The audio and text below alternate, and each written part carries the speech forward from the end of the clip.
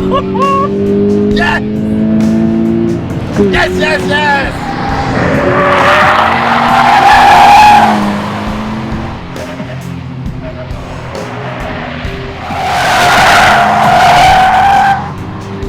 I think we're going to be friends, me and the GT-86.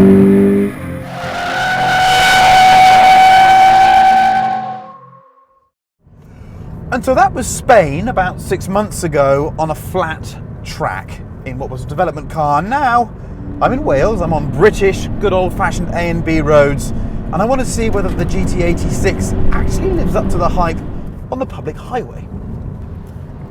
Now I think to conduct this test comprehensively, there are three things I need to do. First of all, I need to drive the car in isolation on the road, see how it rides, see what it feels like, see whether that sort of effervescent character comes through when you just live with the car on the road. Second of all, I need to address the rival situation. There are two parts to that. The first is that people keep saying to me, look, it's not the only rear-wheel drive Japanese car you can buy for under £30,000. There's a thing called the Nissan 370Z. Okay, so we brought one along and we'll try one against the 370Z.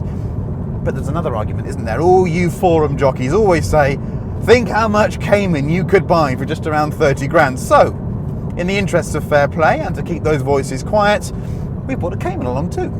This, I think, could be a very good day indeed. Now, in the interests of good web TV, I'd like to start slowly and build to a crescendo about how I love this car, but I haven't got time for all that bobbins. Fact is, I love this car. It's brilliant. I'll start from the top. In isolation, the numbers are not impressive. 200 horsepower, 151 foot-pounds of torque. Okay, it's light. 1,250 kilograms makes that Nissan look like a right lard ass. And it's not very fast. I mean, 7.7 seconds to 62 miles an hour. Nothing to write home about. But the collection of parts, the way it makes you feel on the road, the way it makes you want to enjoy the car, there's no set of numbers that can describe that. This is one of the most exciting cars I've driven all year on the road. I absolutely love it. I've been hooning around Wales for the last day and I've just loved every minute of it. It's that balance of not too much grip, just enough performance, but it makes you work for it. And where it's the complete opposite to the Nissan is that this is a 10/10ths car. It's still enjoyable all the way up through that scale, but when you go for those last couple of nuggets, it's just fantastic. It comes alive. The steering is so accurate. This gear change is just fantastic. And the motor, okay, doesn't make the best noise, but it completely sings to that 7,500 RPM red line. Yeah, this is a great car. One criticism of this car is that when we first drove it earlier in the year, we showed lots of shots of it on the lock stops with some smoke pouring off the tyres. And everyone said, you know what? On the road, you just can't drive like that. And do you know what? Of course you can't drive like that. What you can do is get into a situation where you can feel the car move around, and I think that's the cleverest part of this package. Toyota has somehow engineered a car that just yaws around and moves at the rear axle a bit.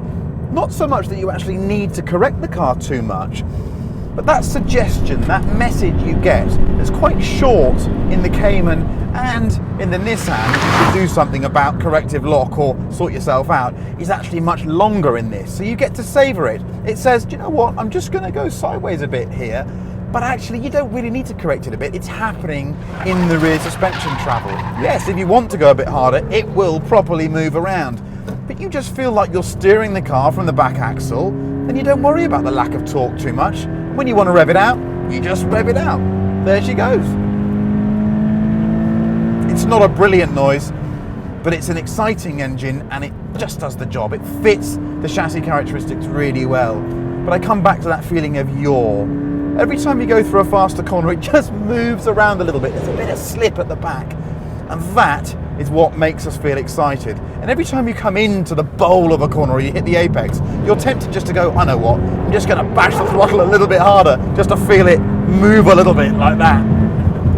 And that's very difficult to engineer into a car. So they've done a great job with this, and you can't describe it through numbers. So yes, a Clio 200 might well take this apart in a straight line, but I just don't care. I think this is a great car, and I'll repeat what I said back in January. I think that the world needs cheap rear-wheel drive cars. I think we need to get back to a stage where we're enjoying performance because of its nature, not because of its quantity. Yeah, if anything, I'm more excited about this now than I was then. Are there some bad points? There are a couple. Okay, first of all, we have to say it's not that fast, so people that want performance are going to be disappointed, I think. Second of all, this cabin. There is some sort of textured plastic that's supposed to look like carbon fibre that isn't that great. I like the clock faces, and I think everything's good and the information is coming straight to me, but it's not a special place to sit, and the trim materials are average, even in comparison with the Nissan, which has got some quite nice leather on its dashboard, it has to be said. The driving position is spot on, whereas the Nissan's a bit aloof, you sit too high, you immediately get in this and think, well, there we go. Seat's perfect, steering wheel's right at my chest, off we go. I suppose the real downside is the list price. We all thought it was going to be 23 grand, didn't we? But it's 24,995 basic, and this car, as tested with, let's say, the infotainment system, the fancy seats, and some metallic paint, it's nearly 28 grand. And is that too much money? On paper it probably is, but for the fun I'm having today, it probably isn't.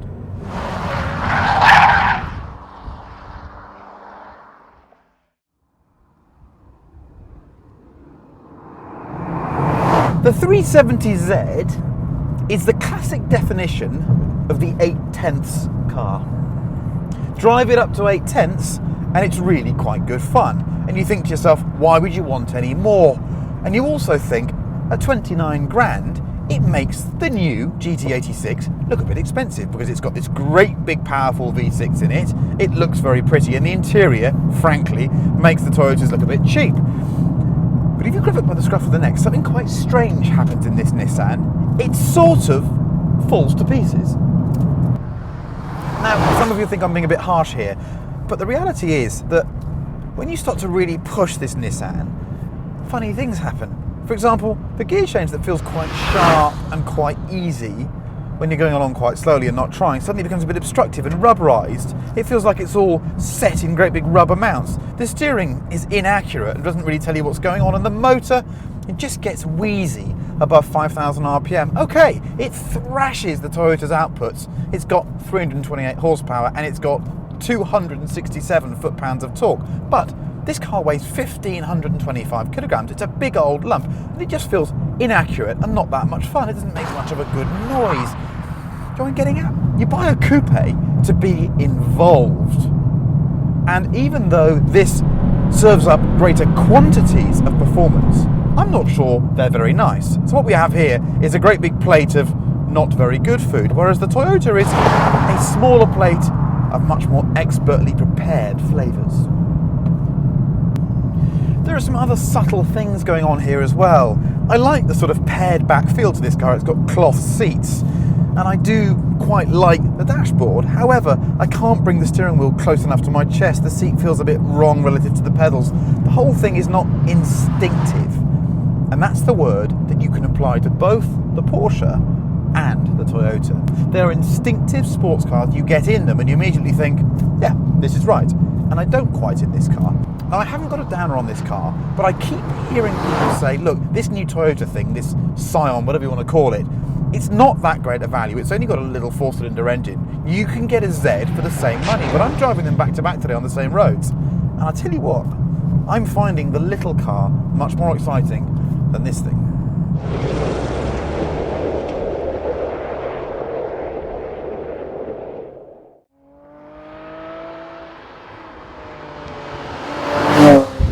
On the one hand, you could argue that bringing a Cayman along to this test is a bit like having Michelle Pfeiffer turn up to the local village beauty contest. But the fact is, Caymans are now getting quite old, they're used, and they're worth a lot less money than they once were. This car has done 77,000 miles. It's pretty tired, it's familiar to me, I've driven it before, and I reckon it's worth, what, 16, 17 grand? So actually it's too cheap for this test. But it's a Cayman, and the owner very kindly will let me drive it in a manner that I think is good for video. So here we are, the Cayman S, 295 horsepower. This one is not standard. It has Bilstein PSS 9s on it for you geeks out there. It's got a Quaife locking diff in it and some other bits and bobs, and it's got a Remus exhaust which makes this noise. We like. First things first, in terms of powertrain, this car is on a completely different level to the other two. I love the effervescence, I love the excitement that you get in the Toyota and the way that it goads you into driving it. But the fact is, this does the same thing, and it's just got more of everything everywhere. What about the handling as a package? Well, it's interesting, isn't it? The Cayman is all about mechanical grip, really. It just grips coming into a corner because it's got very little understeer, and it's so well balanced. And it's got loads of traction coming out of corners. What it doesn't do is sort of shimmy over the road and yaw and just slip about a bit like the Toyota does. So in that respect, it's actually not quite as exciting as the little Toyota, which I find remarkable. I have to say though, if you were going to buy a used sports car, I can't think of why you'd buy anything else unless you needed 4 seats, because this is just an exceptional motor vehicle. It does everything so well. The steering's gorgeous, the powertrain's gorgeous. I'm struggling for things to think that are bad about it. Okay, the difference here is quite simple. If you buy this car now at 77,000 miles, it's probably got slightly scored bores, the gearbox is tired, and it's going to cost you some money. The upside is, what's it going to be worth in 3 or 4 years' time? It can't be worth less than 10 grand, can it? The downside is, of course, it's going to cost you some money to keep it on the road. And that's the balance, isn't it? The Toyota, well, that has a 5-year Toyota warranty on it. You can't really argue with that. But then this is a Porsche. A Cayman over a really good technical road will always be something to savour. It's just right. It's agile, it's enjoyable, it's everything that I want in a car. I'll never tire of it. And as they get older, they don't seem to get much worse, these Caymans. This is a really, really special car. And my 20 grand might well come somewhere near this. It's supple over bumps, it doesn't quite have the sort of nose bob that a 911 does, it doesn't chatter away at you. But that means that you've got more time to get the car turned in, and you don't have to sort of second guess the balance of the car. Okay, it's not as much of a challenge as a 911, and I miss that, but it's just a magnificent package, it really is. Listen to this noise.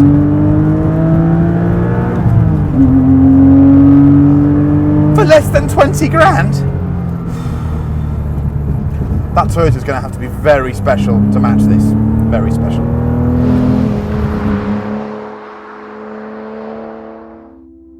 The truth is, the Z just doesn't use its on-paper advantage the way you do. As a sports car, it should get better the harder you push, but the opposite's true. It's a great car to look at, and it's fast. But if you love driving, you'll be better off elsewhere. Certainly in a used Cayman, which, as we all know, is one of the great bargains of our time. Its only real downfalls are the fact that it isn't new, and therefore doesn't have the massive warranty promise of tiny running costs. And of course, it only has 2 seats. But the 86 is something different altogether. There's an effervescence about the way it approaches life that gives its drivers something more than just a great motor and exciting handling. It's a car that by force of character improves every journey, and not by outright speed, but by fun. And it's made by the people that give us the Prius. Sometimes we have to remind ourselves just how awesome the motor industry is, and the GT-86 is a car that does just that.